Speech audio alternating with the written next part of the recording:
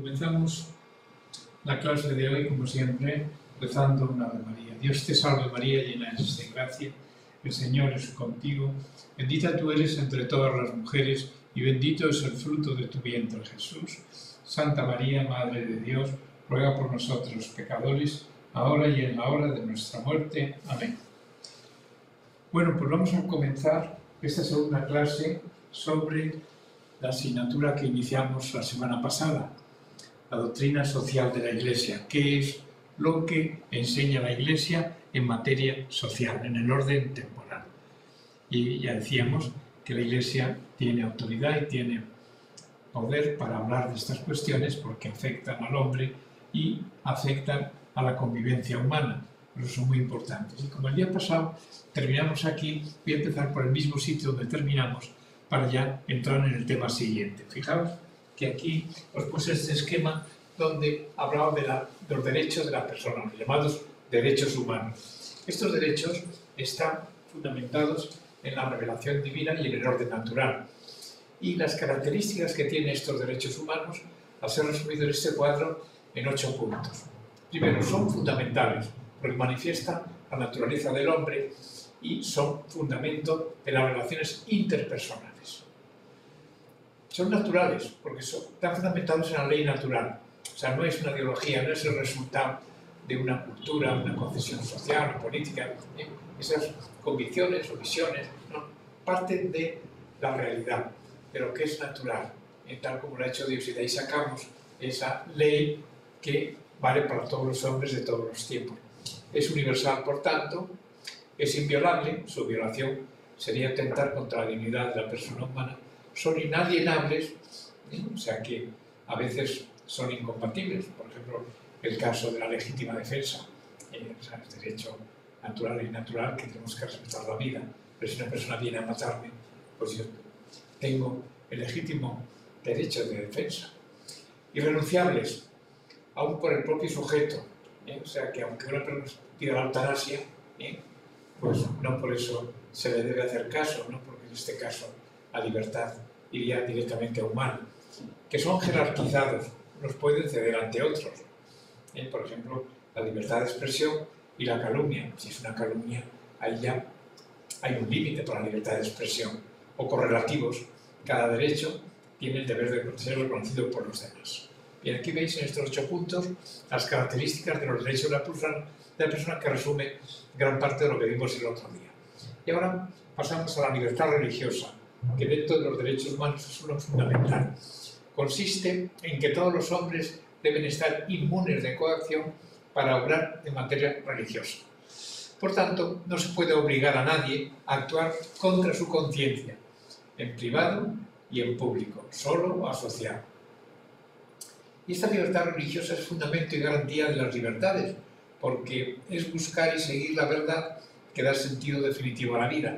Por tanto, pues, es muy importante, es fundamental. Y la sociedad civil debe proteger y protegerse contra los abusos posibles sobre pretexto de libertad religiosa. ¿Qué ocurre con la violación de estos derechos? Pues una injusticia radical frente a lo que es particularmente profundo en el hombre, como es su idea religiosa. Aquí lo dejamos. Vamos a iniciar ya un segundo tema donde vamos a ver cuáles son los principios fundamentales de la persona en relación con la sociedad. Esta doctrina social de la Iglesia abarca muchos aspectos, ¿no? Y vamos a considerar también en concreto la familia y la empresa.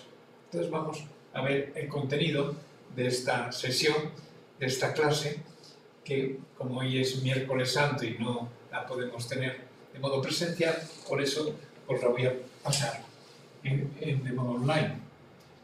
¿Qué temas vamos a ver? ¿Qué contenido vamos a tratar en esta cuestión? La dimensión individual y social de la persona, la sociedad en la Sagrada Escritura y en la tradición, el individualismo y el colectivismo, la concepción cristiana de la sociedad, concepto y contenidos del bien común, comunidades naturales, familia, comunidad política, las famosas sociedades intermedias y los conflictos sociales y la armonía social. Esto va a ser el contenido por donde voy a discurrir la intervención de la clase de hoy. El hombre es un ser individual, pero tiene una naturaleza social, Por lo tanto, podemos decir que es un ser social. Ya Aristóteles, en su libro de la política, decía: quien es incapaz de vivir en sociedad o no tiene necesidad de ella porque se basta a sí mismo, tiene que ser un animal o un dios. Un animal o un dios. Está bien traído, ¿verdad? Aristóteles. Bueno, el hombre recibe de la sociedad los medios materiales y técnicos, ciencia, organización social, cultura, y a su vez la vida en sociedad hace posible la entrega a los demás, que es necesaria para el pleno desarrollo humano. Fijaos que estamos ahora para enfocar toda la cuestión social de la Iglesia en los dos ámbitos, el individual y el colectivo. La persona es siempre individual y convive con otras personas, vive en sociedad. La convivencia es muy importante, por eso siempre vemos que la vida social engrandece al hombre en todas sus cualidades y le capacita con ayuda de la gracia para responder a su vocación cristiana. O sea que el cristiano pertenece a la Iglesia, pero pertenece a la sociedad civil, con los mismos derechos. Y al pertenecer a la sociedad civil tiene que actuar, pero tiene que actuar de acuerdo con su fe, con coherencia con su fe. Por eso también recibe gracia de Dios para comportarse de modo ejemplar ante los demás. Y la necesidad de una vida social es un sobreañadido. No es un sobreañadido, es algo inherente a la misma naturaleza humana. ¿Qué dice la Sagrada Escritura? Bueno, en el relato del Génesis, cuando Dios crea la primera pareja humana, lo hace porque al principio Adán estaba solo. No es bueno que el hombre esté solo. El Señor, no solamente porque crea un ser que se complementa con él en orden a la reproducción, sino porque era un ser semejante a él. Adán ponía nombre a todos los animales y a las plantas. Tenía un conocimiento de ese mundo que Dios ha creado para él, pero no encontraba ningún ser que se semejase a él, que pudiese tener una relación con él directa según su naturaleza. Por eso Dios crea a la mujer y se la presenta al hombre. Esto sí que es carne de mi carne y hueso de mis huesos. En el libro de los Hechos se cuenta que Dios hizo de uno todo el linaje humano. Hay una comunidad de origen, que son nuestros primeros padres, y que San Pablo lo recoge también en su explicación a los de Corinto. Y así como en Adán mueren todos, así también en Cristo todos serán vivificados. O sea, la razón de esa unidad del género humano sirve por una parte de modo negativo para heredar un pecado que cometieron ellos, un pecado que no es personal en nosotros, es un problema heredado, es un personal en nuestros primeros padres. Pero precisamente por esa unidad, Cristo, al hacerse hombre y redimir al hombre en uno, lo hace y lo sirve para todos, por esa relación que tenemos de la especie humana. Los salmos y los libros sapienciales dan multitud de consejos en la vida en sociedad, porque Dios se ha revelado en un pueblo, a unas personas concretas, pero encarga esa revelación de darse a conocer a un pueblo. Y un pueblo necesita sus leyes, su convivencia. Por eso Moisés y los profetas exhortan con mucha frecuencia a vivir la justicia. Esto llega a su plenitud, evidentemente, en el Nuevo Testamento, con el mandato del amor y con las abundantes enseñanzas en el ámbito moral de la vida social, de la comunidad política que enseña el Evangelio y todos los escritos del Nuevo Testamento. Por eso, el valor intrínseco e incondicional de cada persona viene reflejado en las enseñanzas de la Iglesia. Christi Fideles Laici, un documento del año 89 del Papa Juan Pablo II, dice: a causa de su dignidad personal, el ser humano es siempre un valor en sí mismo y por sí mismo, y como tal exige considerado y tratado. Y al contrario, jamás puede ser tratado y considerado como un objeto utilizable, un instrumento, una cosa.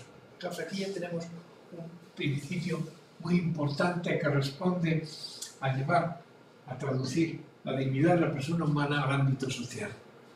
El hombre es persona, nunca puede ser tratado como una cosa.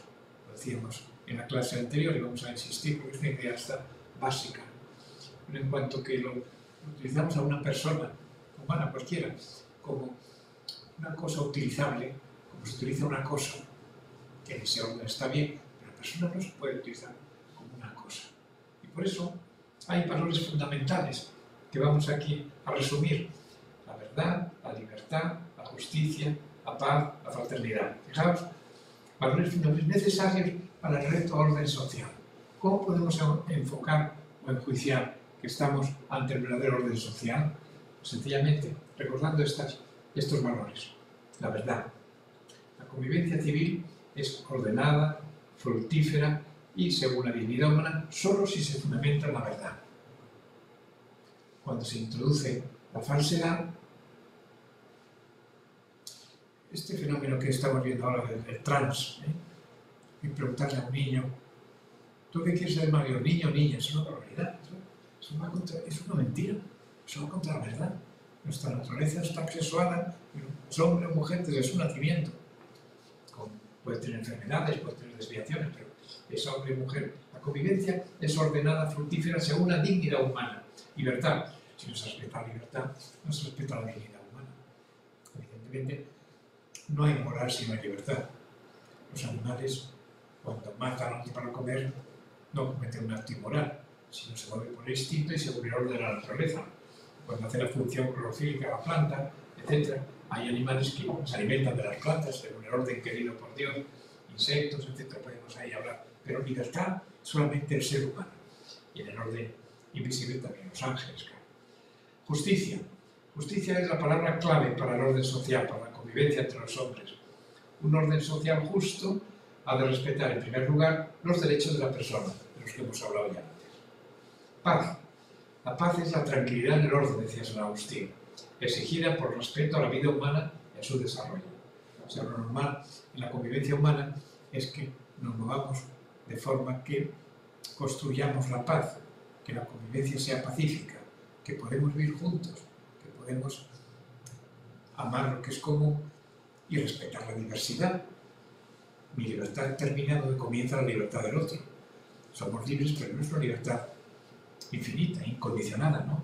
Porque tenemos que vivir socialmente y nos encontramos con personas que son igualmente dignas que nosotros. Y por eso la fraternidad, que esto adquiere evidentemente una fundamentación radical desde la fe.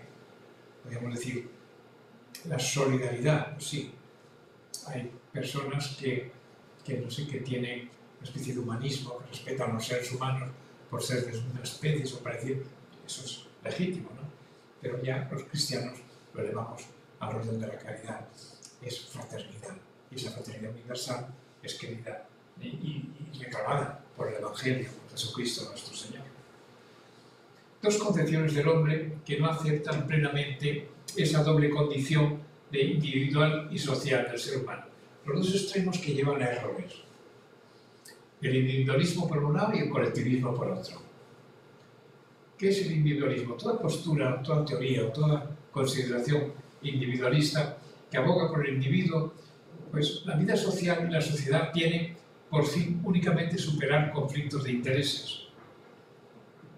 El origen de la sociedad es un contrato social para evitar la guerra de todos contra todos, decía Hobbes, o para impedir que la misma sociedad sofoque la libertad individual, decía Rousseau. El individualismo siempre falla al ignorar la dimensión social del hombre. Robinson Crusoe, el famoso Robinson Crusoe, que vive solo en una isla y tal. Eso es una cosa rara, eso es un pequeño monstruito. El hombre no vive mejor viviendo solo. Se realiza y se completa más plenamente cuando vive con los demás. Está hecho para vivir con los demás. Puede darse circunstancias temporales, ¿no? Como una persona que entra en la cárcel, un castigo, tiene que vivir solo, está en un sitio donde no hay nadie más, y pueden darse situaciones. Pero esas filosofías del individualismo son siempre mentira, porque no reconocen el carácter social del hombre. Pero el otro extremo, el contrario, es decir que la sociedad evoluciona siguiendo unas fuerzas naturales, que la sociedad es un organismo natural en el que cada individuo está completamente subordinado al colectivo social. Cuidado, porque el individuo no pierde su libertad y su dignidad en el colectivo social. El colectivismo es, pues eso, un modo de ver que el hombre es una pieza más en el conjunto de las piezas del mundo en el que vivimos. Un colectivo social que es determinante. Por eso lo determinante para estas teorías o para estos grupos que ven con este exceso colectivista en la sociedad y al hombre lo determinante de la sociedad son los medios y los procesos de producción y la lucha de clases. Esto es la quinta esencia del marxismo, que precisamente venía de la filosofía inmanentisma, cuando hacía una vuelta a Feuerbach.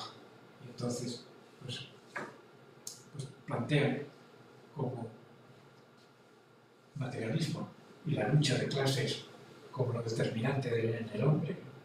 Entonces la convivencia tiene que ser lucha, unos contra otros. Por eso ahora que se perdió prácticamente el marxismo, se ha metido en la ideología de género, el feminismo, la lucha contra el hombre, contra el macho. Tienen que convivir el hombre y la mujer. Los dos han sido creados por Dios, tienen la misma naturaleza, pero son distintos. Entonces la convivencia, hay hombres y mujeres, convivencia humana.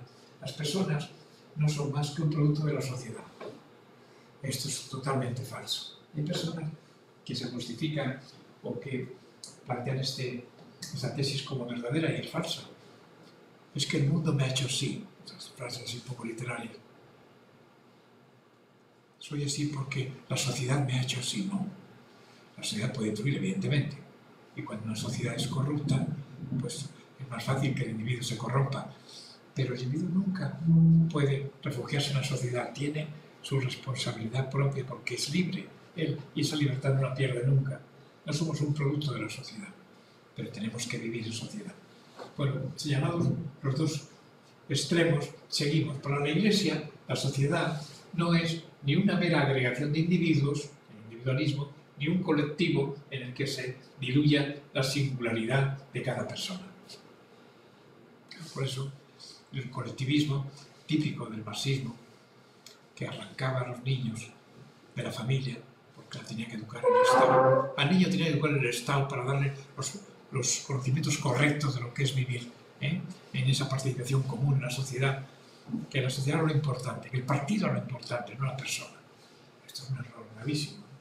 Y por eso también el que lo individual se diluya en lo colectivo, pero también el caso opuesto, ¿no?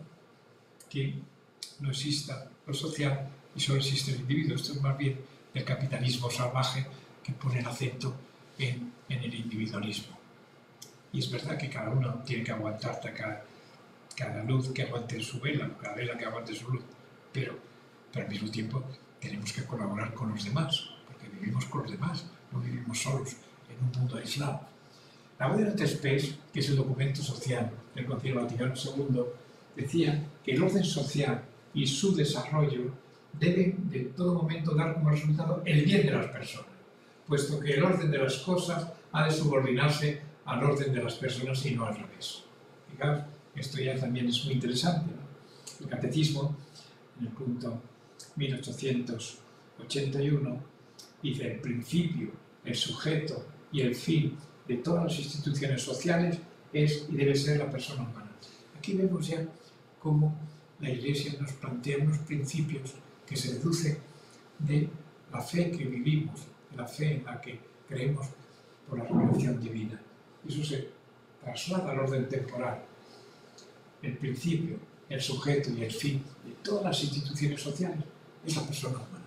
Si hay una institución social que no busca el bien de la persona humana, ya hay que revisarlo, porque aquello posiblemente haga daño al hombre en su convivencia con los demás y en la persona misma individual.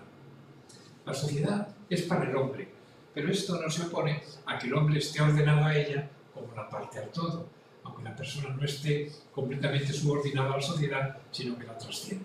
¿Veis? Toda institución social, respeto al hombre. El hombre tiene que estar subordinado a la sociedad, sí, pero hasta cierto punto, porque el hombre trasciende a la sociedad. Trasciende a la sociedad. Las personas han de colaborar al bien de la sociedad de la que forman parte. Pero la sociedad no puede despojar a las personas de sus derechos personales, porque los ha recibido del Creador, los tiene de nacimiento. La organización social debe favorecer el ejercicio de las virtudes y no ser un obstáculo para ellas. En la medida que obstaculiza la práctica de la virtud, pues esa sociedad está mal organizada, tiene un mal social, que es un mal moral. Por eso es lo que nosotros venimos ahora enfocando esta asignatura y este tratado, para ver la moralidad que tiene el orden temporal y la sociedad en la que vivimos. Aquí hay una palabra que utiliza mucho el magisterio de la Iglesia, una palabra importantísima, que es muy amplia y que indica muy bien el fin por el que tenemos que movernos. Es el bien común, como pone aquí. ¿Qué es el bien común? Algo que conviene para el desarrollo humano de cada persona en la sociedad. Por lo tanto, el bien común siempre se define, siempre se hace referencia a la persona humana. Podéis leer el punto 1905 del Catecismo. Porque de él pueden participar todos. Como es común, pueden todos participar de él.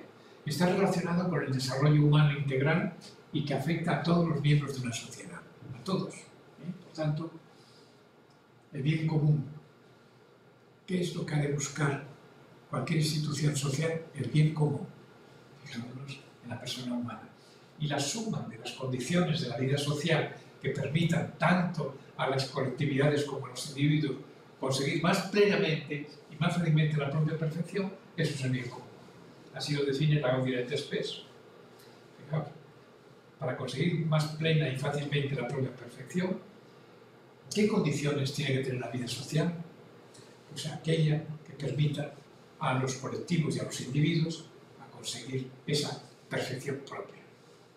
Siempre pensando, en último término, en el hombre, en el ser individual. Por eso el bien común tiene una dimensión teologal, porque la plenitud humana no es posible sin Dios. Es el bien común trascendente y supremo de todos los hombres. Bien común, no económico, no social, sino trascendente. Pero común, por tanto, a todos los hombres, porque es el bien común supremo. Es ante todo tiene una dimensión teologal. La plenitud humana no es posible sin Dios. No es posible sin Dios. Pero muchas veces encontramos personas que con su libertad se enfrentan con la fe, no creen en Dios, viven como si Dios no existiese, etcétera, etcétera. Y todo esto, por razón del misterio mismo de la libertad, seguirá ocurriendo. Pero claro, los que tenemos fe, con el respeto que merecen las personas, sus creencias o su ateísmo, tenemos que mostrar en nuestro lenguaje, en nuestras ideas, en nuestra actuación social, que es muy importante contar con Dios. Es más, llegamos a la conclusión de que si no estamos cerca de Dios, no conseguiremos esa plenitud como persona humana. No podemos estar contentos. Alejarse de Dios es entrar en terrenos de oscuridad y de tristeza. Esto no es exagerado. Esto la Iglesia lo predica constantemente, pero es que lo experimentamos también en nuestras vidas. Cuando, por el instinto religioso que tiene cualquier ser libre, pues, fijaos, la confesionalidad del Estado, vigente en muchos países, y la libertad religiosa no equivalen a ignorar el hecho religioso ni a encerrar la religión en la intimidad de las conciencias. Hay un falso humanismo sin los valores del Espíritu y de Dios, las personas, las familias, la educación, la vida social. De esto estamos convencidos los creyentes. Pero podemos compartirle con la aconfesionalidad del Estado. ¿El Estado es confesional? Muy bien, puede ser. Pero muchas veces nos parece que es mejor que no sea el Estado confesional, que sea confesional. Pero eso no quiere decir que no le importa el hecho religioso, sino porque como hay personas que no cuentan para ellas el hecho religioso, porque son ateos, no son creyentes, el Estado tiene que atenderlas. Tiene unos valores a los que hay que acudir y que hay que atender. Por eso el Estado confesional suele ser más justo, porque si es confesional puede haber ahí una limitación a la libertad. Hay que comportarse como si uno cree. Yo no cree, tengo que comportarme como si fuese un creyente. No es mejor que el Estado respete las creencias de cada persona, como las respetamos los creyentes, los católicos. Una persona que tiene la fe musulmana, respetamos sus creencias. Otra cosa es que los contenidos de esa fe los sometamos a crítica. Y nos parece que el Corán no tiene por qué cogerlo. Pero eso no es ofensivo en sentido estricto, sino que es una persona respetuosa con sus creencias. Pero luego tenemos una criba de la racionalidad para enjuiciar las cosas, no tenemos con las cosas humanas, también con el hecho religioso. Por eso, junto al bien común trascendente, que es Dios, las cosas divinas, hay un bien común temporal, que es el del que estamos hablando fundamentalmente. Y vamos a decir cuáles son los 3 elementos esenciales de ese bien común temporal. De manera que la organización en esa línea de estos 3 puntos es lo que le hace bueno desde el punto de vista moral. Primero, el respeto a la persona y sus derechos inalienables. Segundo, el bienestar social y el desarrollo de su grupo mismo. Tercero, la paz, la estabilidad y la seguridad de un orden justo. Respeto a la persona, el bienestar y la paz.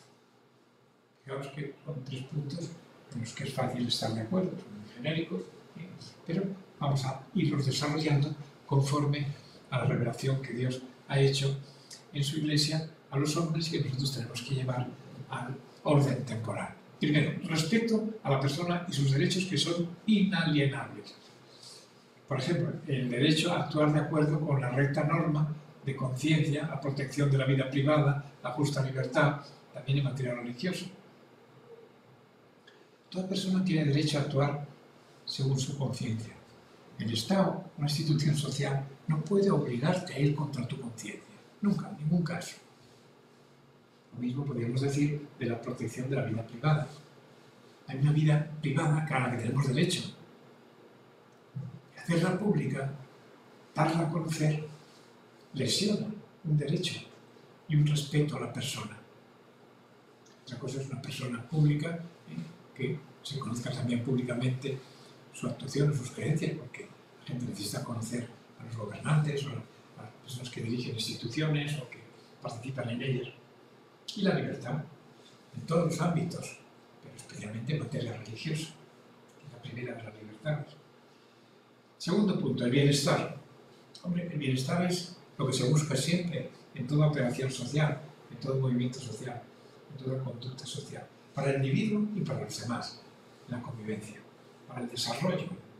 La autoridad debe facilitar a cada uno lo que necesita para llevar una vida verdaderamente humana. Por eso, la autoridad, las instituciones sociales se ocupan del alimento, del vestido, de la salud, del trabajo, de la educación, de la cultura, del derecho a fundar una familia. Que en un país no se puede fundar una familia porque no hay trabajo, porque no hay medios, pues eso es una cosa muy importante. El paro, pues, no, es una tragedia, ¿no? Una persona que no trabaja se deforma, sabemos que es una cosa muy mala. Son cosas a las que ha de atender el bienestar, va por ahí. Y por supuesto también el tener unos bienes económicos, un dinero, etcétera, para vivir, sacar adelante la familia, para vivir personalmente cada uno. Claro, cuando una persona utiliza bien este bien común, pues se planifica, llega a un desarrollo más pleno. Esto se nota cuando una persona trabaja y trabaja con competencia, trabaja bien, pues evidentemente eso es un bien para la sociedad, porque ese investigador descubre cosas y demás, ¿no? Pero ese investigador no es un entelequia, es una persona que tiene una familia y que vive en un sitio determinado, que tiene que comer, que tiene que vivir en un lugar. Todo eso forma parte del bienestar. Por eso se dice cuando en los países más desarrollados me da gusto porque están cubiertas esas necesidades. Pero en otros países que quizá por la precariedad, por las circunstancias de pobreza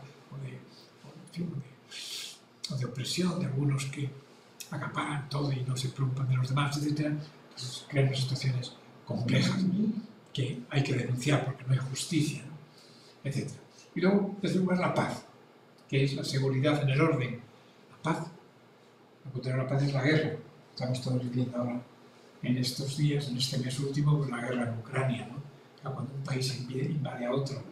Pero es que siempre la violencia deja esa huella de destrucción de personas y de cosas, cambia la economía, afecta no solamente a los que están en ese momento peleando en la guerra, sino a los que tienen su alrededor.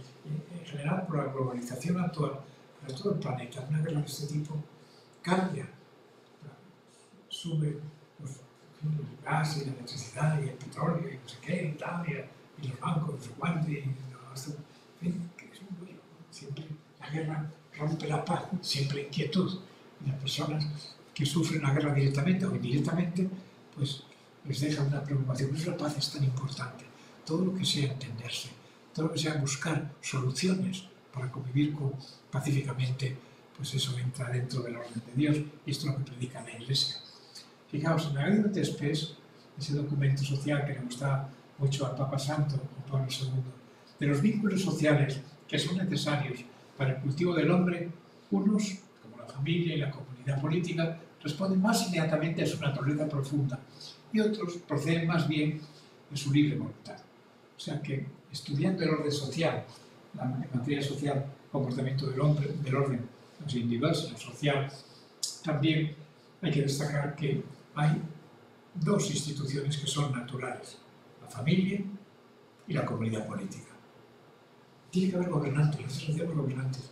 No podemos vivir en la autarquía, donde no se sabe quién manda ni quién. Imaginaos que todo el mundo circula por la cantidad de coches que hay por las calles y carreteras, cada uno por su cuenta. Tiene que haber unas normas de tráfico, unos semáforos, unos pasos de cebra, porque entonces la convivencia es ordenada y en paz. Si no, en cuanto se estropean, aquí en Valencia, en concreto, cuando llueve, pues suelen estropear los semáforos, porque como llueve poco, pues no se está muy importante. Claro, se estropean los semáforos y es un bollo circular por la ciudad, todo el mundo quiere pasar el primero. Hay un egoísmo natural, hay unas cosas y cosas un poco más seríamos. Pero claro, son necesarias esas leyes. Y además, castigar al que no las cumpla para que sea también un aviso, ¿no?, de que hay que cumplirlas, etc. Y lo mismo con la familia. La familia, por corresponder inmediatamente a la naturaleza del hombre, crea vinculaciones muy fuertes. Supone un motivo importante para la entrega generosa a los demás. Normalmente el ámbito más próximo de cualquier individuo es su familia, sus padres, sus hermanos, sus parientes, luego sus amigos, etc. Entonces, por las vinculaciones que tiene una persona, son siempre muy importantes las de la familia. Y luego la comunidad política, como vive en una ciudad, en un país, pues el conjunto de familias y grupos sociales constituyen pues, toda una realidad nueva, distinta de la personal, que es lo que llamamos antes el bien común, que es lo que supera a la familia. La célula básica de la sociedad es la familia, pero el tejido, hecho con multitud de familias, eso es el orden social. Por eso, la contribución al bien común realizado por la Iglesia y en otros aspectos por la familia es menos amplia que la comunidad política, pero es más valiosa. La comunidad política abarca más aspectos, evidentemente. Pero es más valiosa la familia. Por eso, si la familia es sana, la sociedad estará sana. Si la familia está corrompida, la sociedad necesariamente está corrompida. Y por eso, siempre hay gente sana. Son las que pueden llevar esa limpieza a la... No sé cómo... Recuerdo la noticia que venía en el periódico que la bahía de Nápoles estaba muy contaminada, porque todo el mundo echaba ya a la bahía todos los restos de la ciudad, que era una ciudad grande como era Nápoles. Entonces el ayuntamiento tomó cartas en el asunto y como la bahía es muy amplia, muy grande, vamos a empezar por una parte, esta que está un poco más limpia. Ponemos unos filtros y así el agua sucia no entra ya. Y echamos detergente aquí. Y empezaron pues, con un ángulo pequeño de la bahía y la limpiaron. Entonces fueron moviendo esa valla, echando unos detergentes y poco a poco consiguieron limpiar toda la bahía. En meses, quizá en años. Porque hay cosas que no se pueden resolver a la primera, ¿no? Pero claro, al poner los medios, buscar una solución que sea eficaz. Bueno, pues lo mismo en el ámbito de la sociedad. Hay que buscar soluciones para que las familias vivan bien, para que las familias convivan juntas, para que haya paz en el orden social, para que se respeten las creencias y la diversidad entre unos y otros. Hay una tendencia natural que impulsa a los seres humanos a asociarse con el fin de alcanzar objetivos que exceden las capacidades individuales. Bueno, esto no hace falta explicarlo mucho porque lo vivimos, ¿no? O sea, que yo vivo en una sociedad y utilizo un coche que yo no lo he fabricado, unos grifos y unas conducciones que están en la casa, una calefacción que está...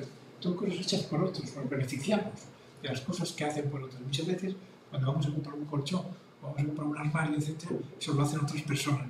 Hay una diversidad de funciones en el trabajo, pero que proporciona bienes para todos, con lo cual es estupendo poder disponer de esas cosas. En una ciudad, en un pueblo, donde hay mucha pobreza y no hay nada, pues tienen que vivir con lo justo, con lo puesto, prácticamente. Las sociedades o asociaciones intermedias, al tiempo que estructuran la sociedad, facilitan la participación en grupos en defensa de los legítimos intereses o derechos sociales y hacen posible muchas acciones que los individuos aislados no podían realizar con eficacia. ¿Veis? Aquí es donde se encuentran las sociedades intermedias. ¿Intermedias entre quién? Entre la familia y el Estado. La familia y el Estado son necesarios en cualquier sitio, en cualquier lugar. Pero luego ya cambian en cada país, en cada organización social, las sociedades intermedias. Es muy bueno que haya una sociedad de personas que se dedican a la caza, otras que se dedican al deporte, otras que se dedican a cultivar no sé qué, no sé. Pues claro, y así se defienden esos derechos. Muchas veces, pues claro, que funciona mal el transporte, una asociación de transportistas que se declaran en huelga o reclaman al Estado, a los que gobiernan, pues que están poniendo los precios de la gasolina muy altos, estamos viendo estos días, ¿no? Y entonces, pues es lógico que esa manifestación es legítima. ¿Por qué? Pues porque llega un momento en que no les conviene moverse el transporte, porque tienen ellos que pagarlo, les cuesta a ellos. En lugar de sacar algún beneficio, como es lógico, un beneficio justo, pues al revés, tienen ellos que perder dinero, porque no les compensa el trabajo. ¿Cómo vas a decir a un empresario que fabrique una cosa que le cuesta el dinero? No, por hacer un momento determinado de necesidad, por la guerra, cuando se recogen alimentos o se recogen vestidos o todo tipo de cosas necesarias para personas que están en extrema necesidad, y todos hablábamos, eso me parece estupendo. Ahora con lo de Ucrania, multitud de gente aquí en Valencia y en otros sitios de España han ido a este país para atender a familias, para llevar medios de sobrevivir, porque son medios muy elementales, pero claro, son muchas personas, 4,5 millones que han salido del país, pues ¿quién cuida a esas personas? Esa es solidaridad, y nosotros como cristianos, esa fraternidad, esa caridad. Bueno, pues la Iglesia impulsa su creación, la creación de estas sociedades intermedias, porque además cuanto más sociedades intermedias, más difícil es que llegue el tirano. Cuando solamente está la familia y el Estado, es mucho más fácil. Pero el dictador, el tirano, el que no respeta la libertad de los demás, el que quiere imponer sus propios criterios, el que quiere simplemente que los demás le obedezcan sin contar con ellos, el que los utiliza como cosas, no como personas, eso tiene más difícil si hay muchas sociedades intermedias. Asociaciones de defensa de la vida, padres de alumnos, de espectadores, disminuidos, familias numerosas, servicios a los inmigrantes, centros asistenciales, promociones empresariales en el mundo, etcétera, etcétera. Es una lista interminable, ¿no? Pero son ejemplos para que veáis lo que quiero decir. Vamos a ver ahora ya, visto este panorama, cuáles son los principios fundamentales en la actuación moral y social, por tanto, de un cristiano en la vida pública, en la sociedad. La solidaridad, la subsidiariedad, la autoridad y la participación. Esos son los principios fundamentales. Vamos a reflexionar sobre cada uno de ellos. El reconocimiento de la dignidad y libertad del hombre y al concepto de bien común que hemos establecido, como recordar, están unidos 4 principios fundamentales de la doctrina social de la Iglesia referentes al orden social. Y esto, claro, a los cristianos, a los católicos nos viene muy bien, porque es una enseñanza que tiene unos enfoques muy prácticos. Principios de solidaridad y de subsidiariedad que indican cómo ha de realizarse la cooperación en la vida social. ¿Cómo puedo yo colaborar con los demás en la vida social? Siendo solidario y siendo subsidiario, mejor dicho, pidiendo la subsidiariedad. Ahora explicaremos. Y luego, los principios de autoridad y participación, que se refieren ya a ejercer la responsabilidad, la cooperación y la responsabilidad en la vida social. Estos 4 principios, vamos a verlos. El principio de solidaridad. La solidaridad es una virtud humana, pero también es una virtud cristiana, porque responde al seguimiento de Cristo y a la acción del Espíritu Santo. Nosotros la llamamos caridad, y la caridad es el signo distintivo de los discípulos de Cristo. Recordarás aquello que decía el Señor: en que os amáis unos a otros, en esto todos conocerán que sois discípulos míos. Por eso cuando un cristiano no vive la caridad, escandaliza, ¿no? Es una cosa que es anómala. A la luz de la fe, la solidaridad se reviste de dimensiones específicamente cristianas. El prójimo no es solamente un ser humano con derechos e igualdad fundamental con todos, sino que se convierte en imagen viva de Dios Padre, rescatada por la sangre de Jesucristo y puesta bajo la acción permanente del Espíritu Santo. Por lo tanto, debemos ser amados con el mismo amor con que le ama el Señor. Para nosotros, la solidaridad adquiere una dignidad mayor, una excelencia, porque es la caridad. Y no vemos solamente a una persona, que es mucho. Imagen viva de Dios, redimido por la sangre de Cristo y bajo la acción del Espíritu Santo y su gracia para vivir de modo ejemplar. Por eso tenemos que amarlo como le ama Dios, como le ama Cristo. Y la solidaridad es un principio ordenador del orden social, porque el hombre debe contribuir con sus semejantes al bien común de la sociedad a todos los niveles. Bien común, ¿veis? Otra vez aparece. Colaborando con sus semejantes o con su responsabilidad, como ahora veremos. Algunas manifestaciones prácticas de la solidaridad. Vamos con estas 4. Primero, la distribución de los bienes y remuneración en el trabajo. Los puestos de trabajo, que haya trabajo, que esté bien remunerado. El esfuerzo en favor de un orden social más justo. O sea, los conflictos que a veces pues, se dan en la sociedad, pues del ayuntamiento con sus habitantes de ese pueblo, en una empresa, con sus obreros, con sus empleados, con la fábrica, etc. Hay siempre conflicto, por un motivo o por otro, ¿no? Pues buscar la resolución de los problemas de modo más justo posible. La resolución de los problemas socioeconómicos, la Iglesia lo que hace es proponernos diversas formas de solidaridad. Solidaridad de los pobres entre sí, de los ricos y los pobres, de los trabajadores entre sí, de los empresarios y los empleados. Solidaridad entre las naciones y entre los pueblos. Solidaridad. No lucha de clases. No, hay que buscar la convivencia justa. La convivencia. Cuando le preguntaron al Señor en aquella ocasión, como una trampa para ver qué decía, tenemos que pagar el tributo al César. Estaban dominados por Roma en aquel momento, el pueblo escogido. Y el Señor, hipócrita, dame una moneda. ¿De quién es esta imagen? ¿Del César? Pues darle al César lo que es del César y a Dios lo que es de Dios.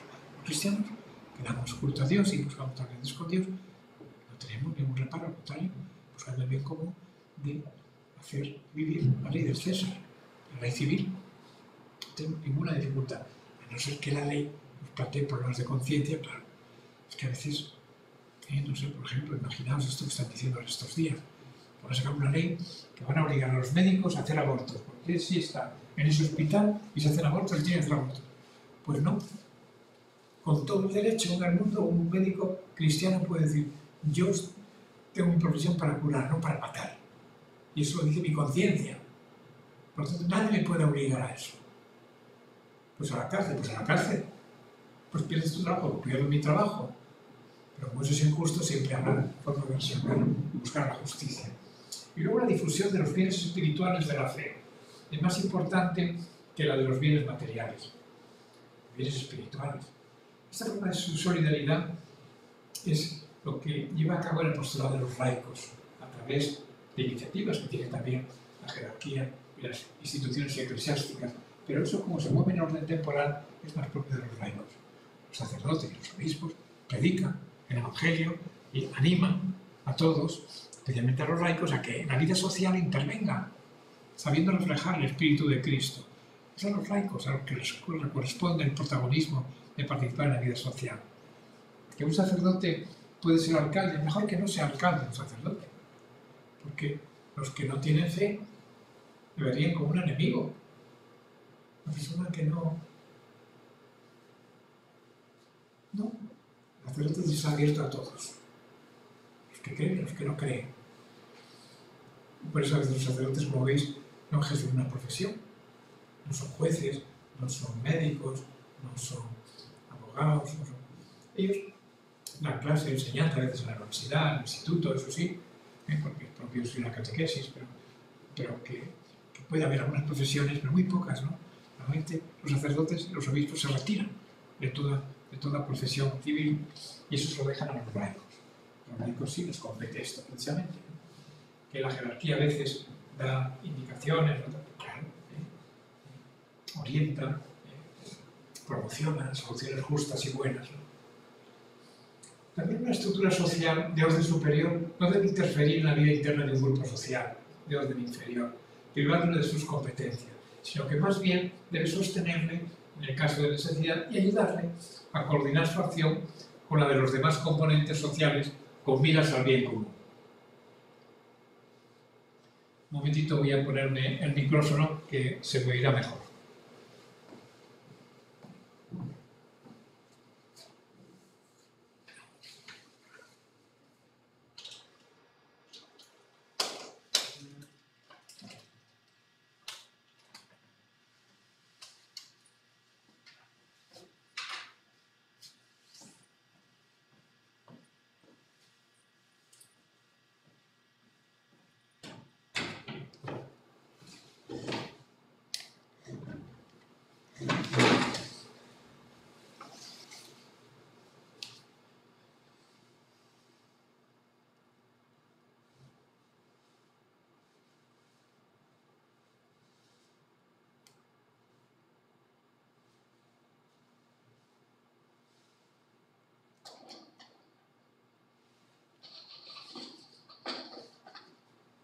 ¿Veis cómo ahora se oye mucho mejor? Es que estaba descargado, no he podido cargarlo al día. Bueno, vamos a seguir. Fijaos qué interesante es esto, ¿eh? Lo dice el Catecismo en el punto 1883. Una estructura social de orden superior no debe interferir en la vida interna de un grupo social de orden inferior. ¿Por qué dice esto? Porque muchas veces en la vida social el modo de intervenir es distinto. Hay que buscar siempre el bien común. En el Centésimos Annus, Juan Pablo II recoge este punto para decir, lo explico en estas dos flechas de aquí abajo, este principio se opone a toda forma de colectivismo. O sea, protege a las personas, a las comunidades locales y a los grupos intermedios del peligro de perder su legítima autonomía. Es una vacuna contra el colectivismo. Una estructura de orden superior no debe interferir en la vida interna. Voy a poner un ejemplo. En tal barrio, en tal ciudad, hace falta una institución de enseñanza, que puede ser pública o privada.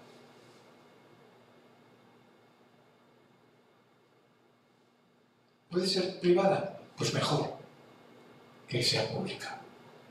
El público tiene una responsabilidad sobre todo el área, el privado tiene una libertad, que no está obligado. Pero es mucho mejor que el Estado descargue en esas sociedades intermedias, porque a veces, especialmente por los colectivistas, desconfían de todo lo que sea cristiano, que es la iglesia, que es los colegios de la iglesia, que es la educación separada, la educación mixta, todas esas cosas, a veces de un orden inferior se machacan desde el orden superior, prohíben los colegios privados. ¿Por qué? Su aplicación evita además el absolutismo político y la centralización de los poderes del Estado a expensas de las instituciones locales. Armoniza las relaciones individuo-sociedad. Esto es muy importante porque, mirando siempre al bien común, siempre el Estado, esto es lo que constituye el principio de subsidiariedad. Es una palabra un poco rara y difícil, ¿no? ¿Qué es medio solidaridad? Por ejemplo, una cosa muy clara y muy obvia es que al Estado le corresponde hacer las carreteras para que en esa provincia haya una comunicación fluida, puedan ir los coches o el tren, los medios de comunicación. Y claro, muchas veces pues una carretera o una línea ferroviaria eso cuesta mucho dinero y a veces los privados no pueden hacerlo. Eso tiene obligación de hacerlo el Estado o la institución política, el gobierno, el ayuntamiento, pero cosas oficiales de la organización pública, social, algo que tienen que ver. Y evidentemente hay que dedicar siempre unos fondos a la traída de aguas, a tener las carreteras lo mejor posible, a que las comunicaciones sean buenas, que haya un autobús que comunique entre los pueblos. Todo eso es estupendo. Pero claro, si no hay sociedades intermedias, pues entonces ahí el que manda tiene un poder absoluto. Y pone y no pone, quita y desquita lo que él quiere. No son unas necesidades del bien común. Ese es el abuso posible. Por eso, en la familia y en la escuela, dejando que cada miembro de la familia o cada alumno haga aquello que es capaz de hacer, hay que respetar la iniciativa y la responsabilidad de cada uno. O sea, las organizaciones públicas tienen que ver con agrado las iniciativas sociales privadas, que a veces son un grupo de personas que son las que mueven aquí porque es lo que les gusta y lo hacen con mucho criterio. Las personas que les gusta el deporte y que promocionan y meten dinero en hacer instalaciones deportivas, pues estupendo. No las tiene que hacer el ayuntamiento. ¿Por qué tiene que hacer el ayuntamiento una cosa que tiene unas canchas deportivas y demás? Cuando eso favorece el bien común.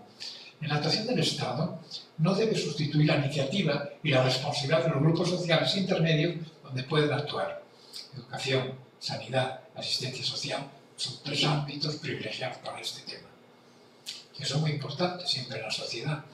La sanidad, pues evidentemente el Estado, el gobierno tiene la responsabilidad de la salud de los individuos, ¿no? Pero si hay grupos sociales privados con iniciativa propia que quieren crear un hospital o un sanatorio o cualquier medio en el ámbito sanitario que ayude, ¿por qué no? Hay que facilitarse, incluso darle subvenciones y demás, porque eso supone quitarle una carga al Estado. Lo mismo podemos decir con la asistencia social. En el ámbito económico hay que respetar también la iniciativa privada. Todo este tema de las nacionalizaciones frente a las privatizaciones también es interesante, ¿no? Es bueno, a veces, pues ya sabéis, cuando en un momento determinado el Estado tiene que respetar la propiedad privada, porque es un derecho natural. Todos tenemos derecho a tener algo nuestro. Pero si uno tiene una finca y el Estado necesita que pase por ahí una carretera, lo puede expropiar, tiene derecho a expropiarlo. Si se ha estudiado bien y aquello supone un bien común, pues, no, la propiedad privada no tiene un valor absoluto. Pero otra cosa es el abuso que pueden dar con estas normas o con estos criterios y nacionalizar este banco, esta institución, no sé qué, cuando podían funcionar perfectamente privatizadas. Y otras asociaciones pueden suplir acciones necesarias para el bien común que no puede llevar a cabo la iniciativa de grupos sociales inferiores. Por eso el Estado tiene que terminar de decir, es que hace falta una carretera, pues tiene que ser el Estado. Surge la iniciativa privada, pues déjalo de una carretera. Esto, por ejemplo, lo hemos visto con los peajes. Carreteras privadas con peaje que al cabo de 20, 30 años se han costeado lo que se ha pagado, se ha recogido el precio que han costado esas carreteras. Luego ya pasan al Estado, dejan de ser privadas. Pero aquella iniciativa ha sido muy buena, ¿no? Porque ha salido dinero privado que no tenía en ese momento el dinero público de las instituciones oficiales. Y en la empresa, por ejemplo, esto también es muy importante, se manifiesta en dar a los empleados y directivos iniciativa en el trabajo, autonomía en la gestión y capacidad de decisión. O sea, una empresa, en la medida en que cuenta con los trabajadores para que vean que la empresa es suya, tengan iniciativa, tengan autonomía, tengan capacidad de decisión, eso es muy bueno. Eso se ha mostrado que va en orden al bien común y la ley natural. Y en el ámbito internacional, la solidaridad con los países en desarrollo también tiene que orientarse a favorecer las iniciativas de los nativos.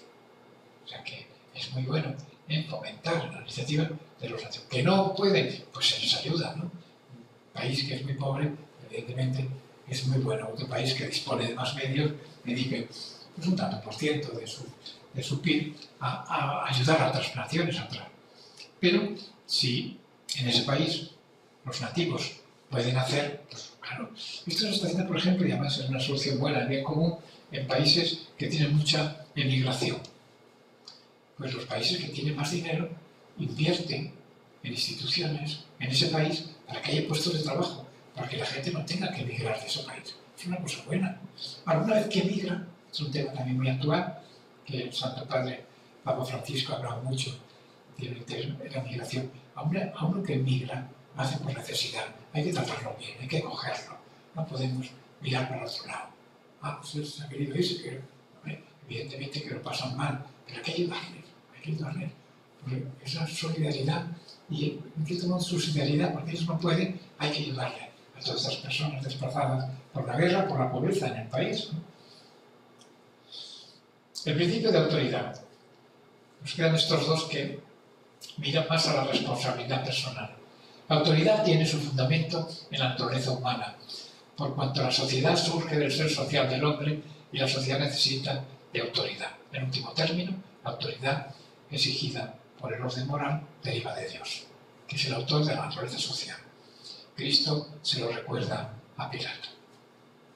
Tú no me matarías si mi padre no te dejase. Pilato se queda perplejo al ver que aquel hombre que está en unas condiciones de humillación se desafía nada menos que al procurador romano. Pero el Señor habla con toda sencillez y se lo hace ver. Podéis leer en Juan 19:11. Este origen, la autoridad, da fundamento trascendente a la autoridad pública, pero también implica responsabilidad, ya que la autoridad debe ejercerse como una respuesta al orden establecido por Dios. O sea, por eso los cristianos sabemos que toda autoridad viene de Dios.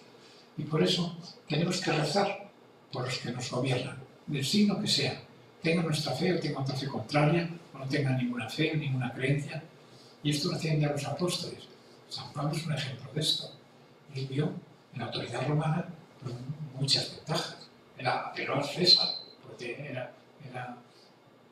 era romano de nacimiento, por nacer en Tarso.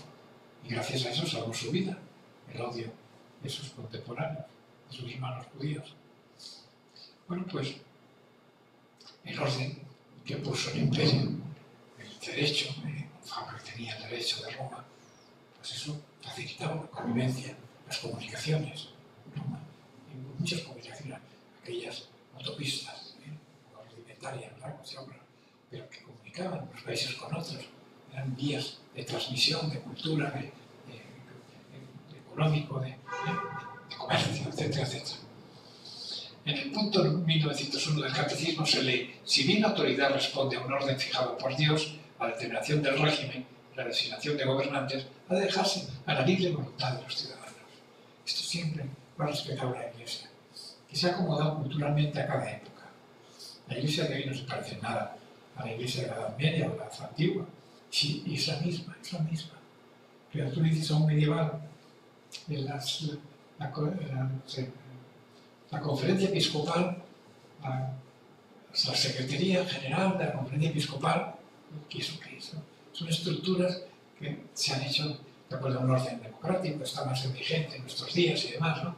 Pero el modo de vestir, el modo de hablar, el modo de reflejarse, pues eso ha cambiado evidentemente, ¿no? Pero fijaos que la autoridad responde a un orden de Dios, a un orden fijado por Dios.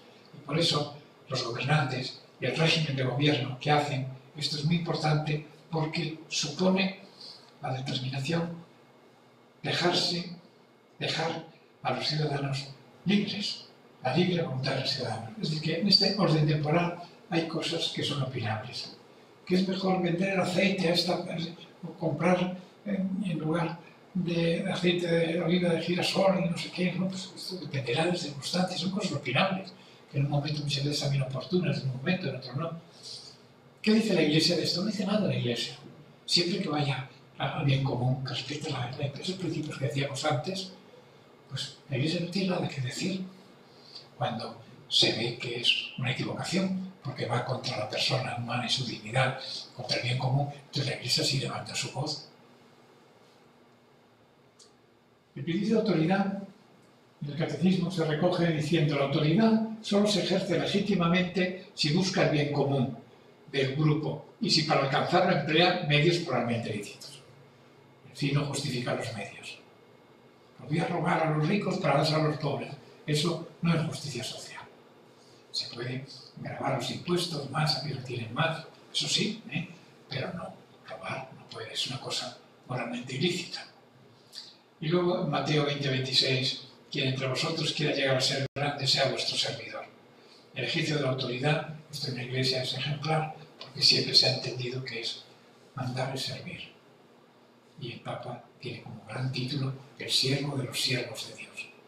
Y los ministros de la Iglesia, ministrar es servir, los que sirven.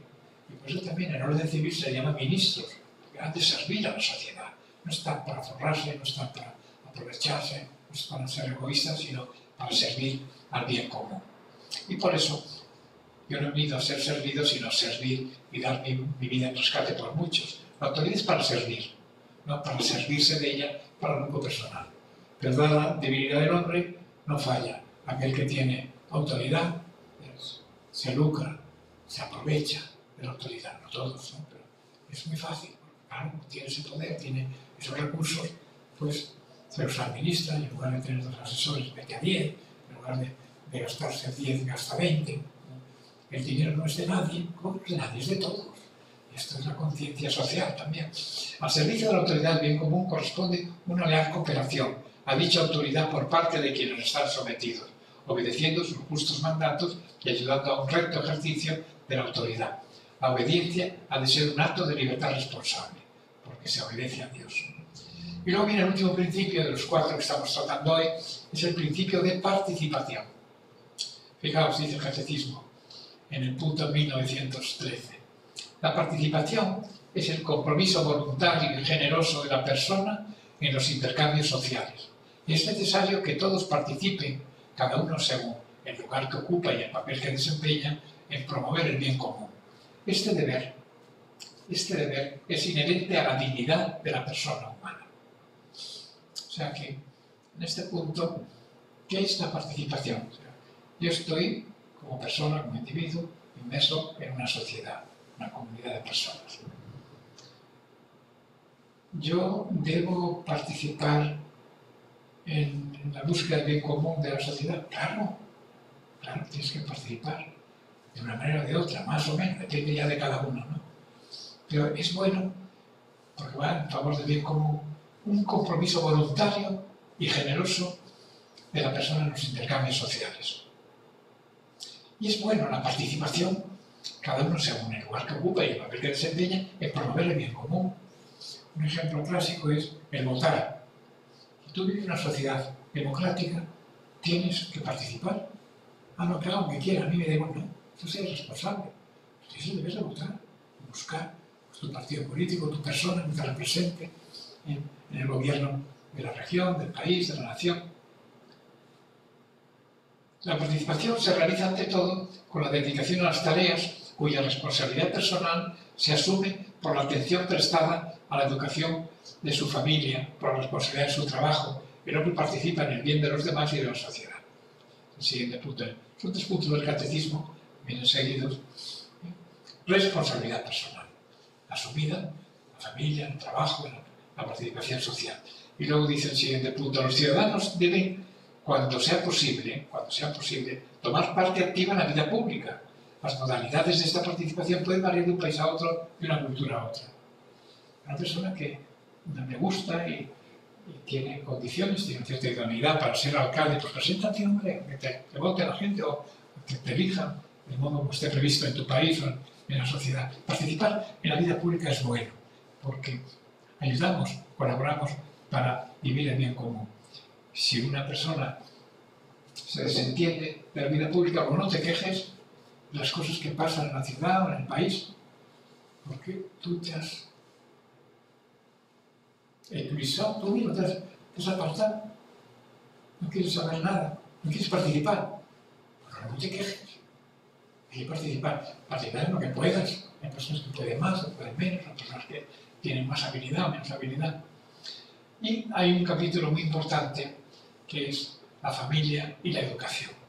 Vamos a ver este capítulo, vamos a verlo despacio. Esto no sé yo si verlo, dejarlo ya para el próximo día. Esto me parece muy importante. Vamos a dejarlo aquí. Vamos a terminar la clase de hoy y el próximo día nos meteremos con el tema de la familia y la educación. Falta la familia y la empresa. Lo veremos también en la clase del próximo miércoles, que es el miércoles de Pascua. O sea que terminamos. Dios te salve María, llena eres de gracia, el Señor es contigo. Bendita tú eres entre todas las mujeres y bendito es el fruto de tu vientre Jesús. Santa María, Madre de Dios, ruega por nosotros pecadores, ahora y en la hora de nuestra muerte. Amén. Santa María, esperanza nuestra, asiento de la sabiduría, ruega por nosotros.